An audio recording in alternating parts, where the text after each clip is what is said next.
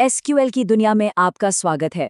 चलिए, आज database design की एक बहुत ही बुनियादी चीज़ को समझते हैं, और वो है सही एसक्यूएल डेटा टाइप चुनना। तो जब हम कोई डेटाबेस बनाते हैं, तो सबसे पहला फैसला क्या होता है? ये नहीं कि डेटा क्या है, बल्कि उसे रखेंगे कहाँ। सोचिए, ये सिर्फ एक डब्बा चुनने जैसा नहीं है, ये तो पूरे डेटाबेस की बुनियाद रखने जैसा है, एकदम नींव का पत्थर। तो चलिए सबसे पहले यही समझते हैं कि डेटा टाइप्स आखिर इतने ज़रूरी क्यों हैं। मतलब क्या फ़र्क पड़ता है। यही आपके डेटाबेस की नींव है। और ये कैसे, आइए देखते हैं। डेटा इंटेग्रिटी, इसका सीधा सा मतलब है कि आपका डेटा हमेशा सही और भरोसेमंद रहे, और इसकी पहली सीढ़ी है सही डेटा टाइप चुनना। सोच के देखिए, अगर किसी के फ़ोन नंबर के लिए टेक्स्ट की जगह नंबर वाला डेटा टाइप सेट कर दिया जाए, तो कोई उसमें गलती से ABC तो लिख ही नहीं पाएगा, है ना। मतलब गलतियों की गुंजाइश ही खत्म। और देखिए, इसे सही करने का फायदा क्या है। सीधी सी बात है, सब कुछ बेहतर हो जाता है। आपकी स्टोरेज कम लगती है, परफॉर्मेंस एकदम तेज हो जाती है, और हाँ, आपका डेटाबेस ज्यादा सटीक, ज्यादा भरोसेमंद बन जाता है।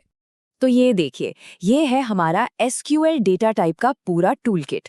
इसमें नंबर्स हैं, टेक्स्ट है, तारीख, वक्त के लिए अलग टूल्स हैं, और भी बहुत कुछ है।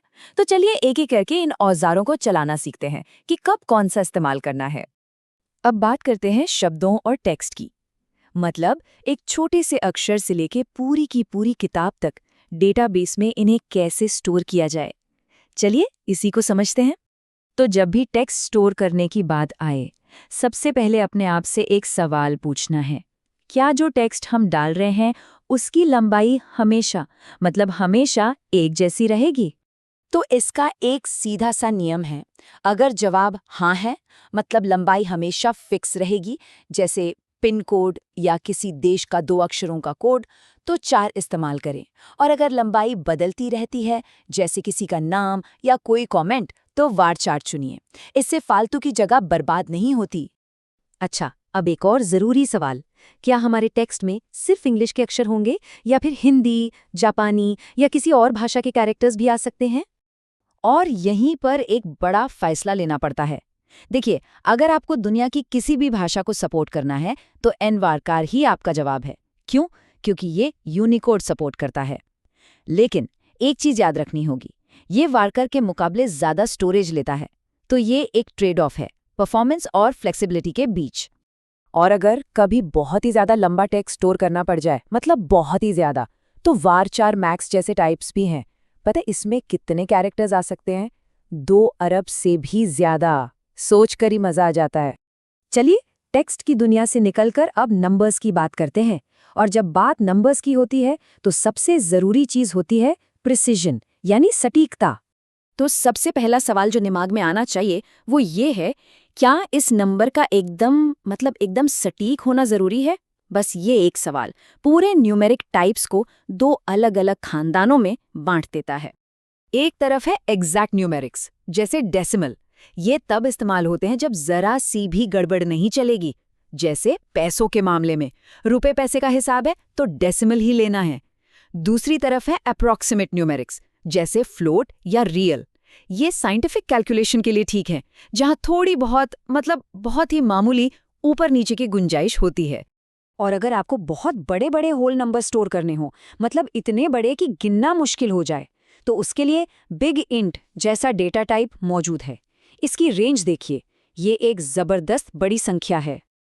ठीक है, तो हमने टेक्स्ट और नंबर्स की बात कर ली, लेकिन डेटाबेस में सिर्फ यही तो नहीं होता, है ना। अब बात करते हैं कुछ और जरूरी चीजों की, जैसे तारीखें, फाइलें और लॉजिक। तारीख और वक्त के लिए भी सही टाइप चुनना बहुत जरूरी है। देखिए, लॉजिक बहुत सिंपल है। अगर सिर्फ तारीख चाहिए तो डेट यूज कीजिए, सिर्फ वक्त चाहिए तो टाइम, और अगर दोनों चाहिए तो डेट टाइम।